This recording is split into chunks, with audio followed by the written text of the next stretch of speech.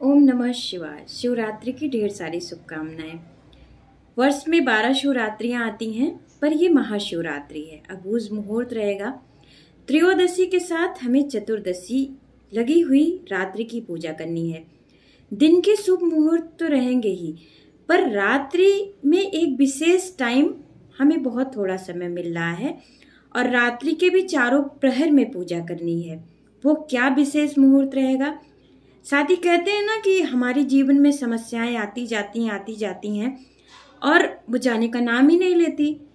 व्यापार में बाधा आ रही है, रोगों से संबंधित समस्याएं हो रही हैं, तो ग्रहों से संबंधित क्या पूजा करनी है, किस चीज का अभिषेक करना है, इसे भी जानिए। तो मान्यता ये है कि भगवान शिव वैराग्य से अब गृहस्थ जीवन में आ रहे थे और माता पार्वती ने उनका वरण किया था। इस रूप में भी भगवान शिव और पार्वती विवाह को देखते हुए महाशिवरात्रि मनाई जाती है। लेकिन इसकी दूसरी कहानी भी है कि भगवान शिव फाल्गुन मास में ही महाशिवरात्रि के उस पर्टिकुलर टाइम में लिंगम रूप में प्रकट हुए थे, जो लिंग रूप में उनकी पूजा होती है, और वो 64 जगह प्रकट हुए थे, इसलिए 64 लिंगों की पूजा की जाती है। वो विशेष काल निशिता काल होगा। उसी निशिता काल में विशेष पूजा करनी है, इसलिए सभी रात्रि की पूजा को छोड़ेंगे नहीं, यही शुभ फलदायी होगा। साथ ही मान्यता ये भी है कि जब समुद्र मंथन हुआ और अमृत के साथ विष निकला, विष इतना तेज था कि वो पूरी सृष्टि का विनाश कर देता। तो ये एकमात्र हमारे भोले भंडारी सृष्टि को बचाने के लिए उसे निगलते हैं और अपने गले में रोक लेते हैं। अब गला उनका जलने लगता है, नीला हो जाता है, तो वो नीलकंठ के नाम से प्रसिद्ध हुए।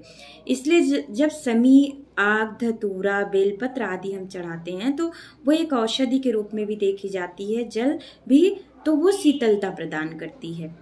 इस रूप में भी बनाया जाता है कि तब से भक्तजन भगवान शिव के लिए वो व्रत रखने लगे।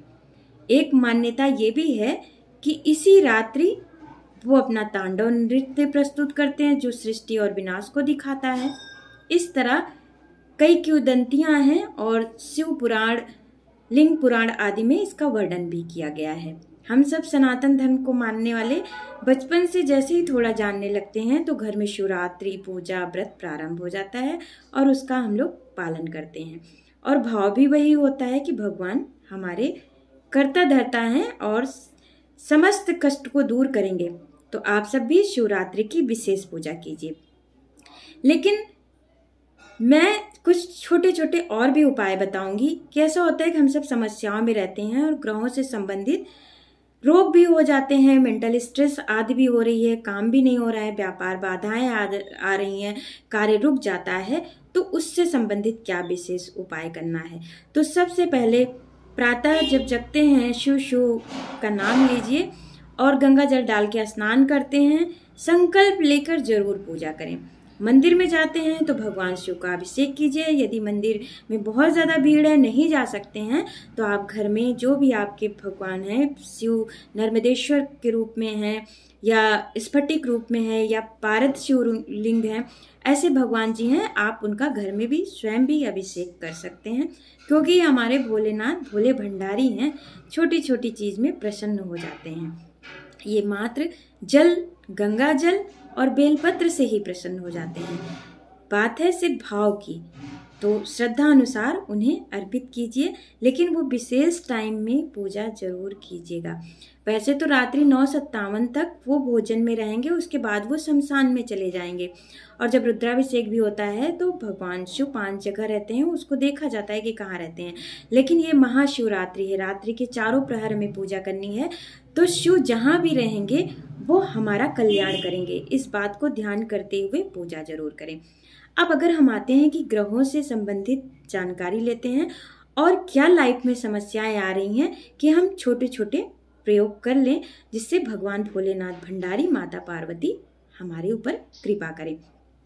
तो यदि आपकी कुंडली में सूर्य अकारक है या सूर्य से संबंधित समस्या आ रही है, अब कैसे जानेंगे कि सूर्य से संबंधित, तो सरकारी कर्मचारी हैं, वहां पर कुछ समस्याएं आ रही हैं, या पिता से संबंधित समस्या आ रही है, या हड्डी से संबंधित रोग है, आंख, सिर दर्द आदि आ रहा है, सरकारी कार्य की तैयारी कर रहे हैं और उसमें बाधाएं आ रही हैं, तो कहीं ना कहीं सूर्य दूषित है या सूर्य पीड़ित है।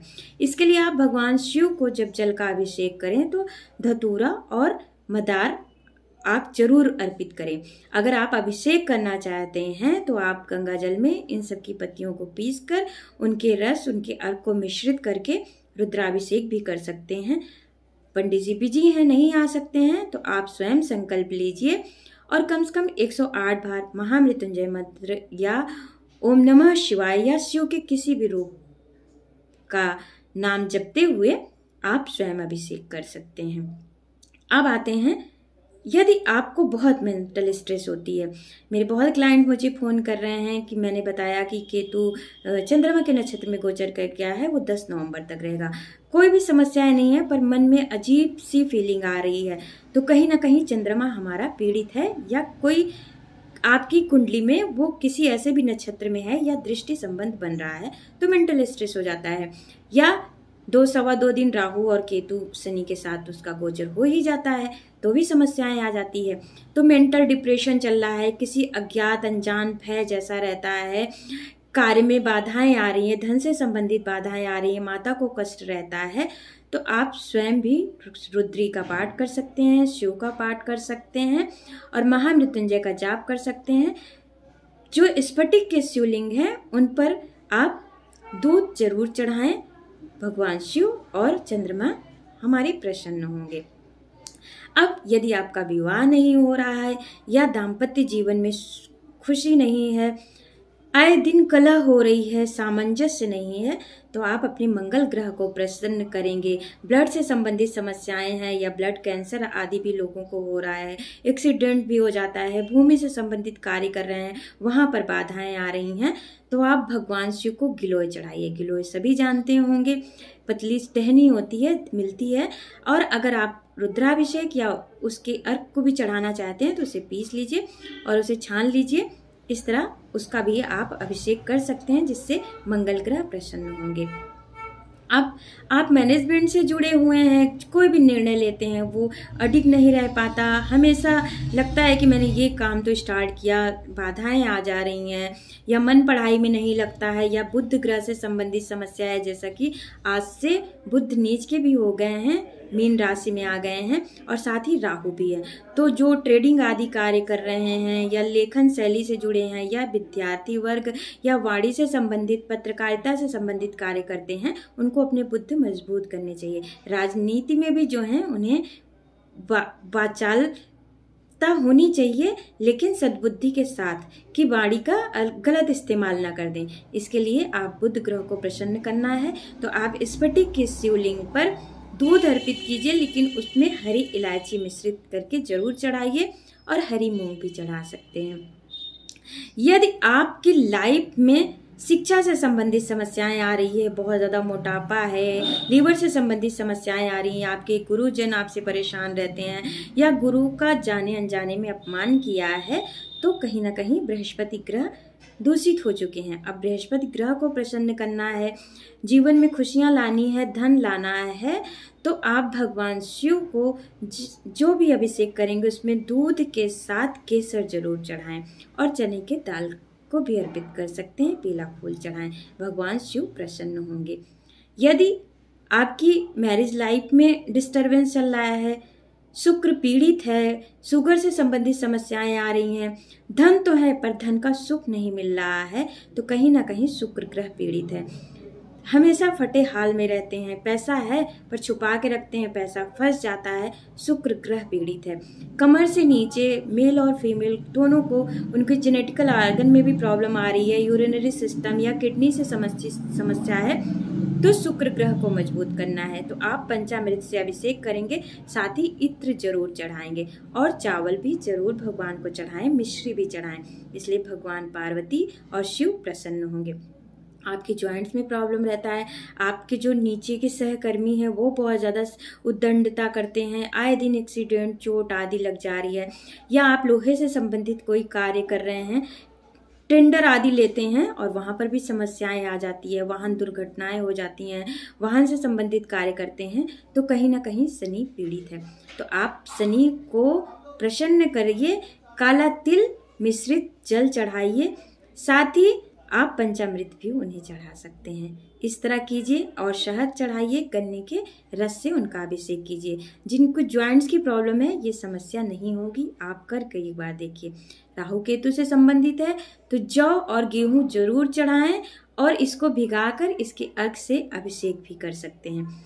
इस तरह हम अपनी कुंडली के ग्रहों को भी संतुलित कर सकते हैं, माता पार्वती और शिव का अभिषेक भी कर सकते हैं, उनसे आशीर्वाद भी ले सकते हैं, साथ ही शारीरिक व्याधि और कार्य में जो दिक्कतें चल रही हैं उनका भी समाधान कर सकते हैं।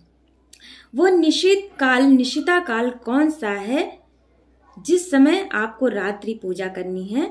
तो रात्रि 12:07 से 12:56 का जो समय है उस समय आप जरूर पूजा कीजिएगा।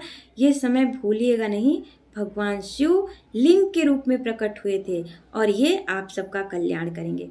साथ ही बुध नीच के हुए, राहु के साथ विभिन्न राशियों पर क्या प्रभाव पड़ेगा, शुक्र शनि के साथ कुंभ राशि में गोचर किए हैं उनका क्या प्रभाव पड़ेगा, छोटी छोटी और सी जानकारी जिससे व्यापार बाधाएं आ रही हैं, घर में समस्याएं हैं, रोग में पैसे जा रहे हैं या कहीं पैसा फंस गया है या पदोन्नति आदि चाहते हैं, विवाह नहीं हो रहा है, प्रेम विवाह करना चाहते हैं, तो शिव के दिन पूजा कीजिए।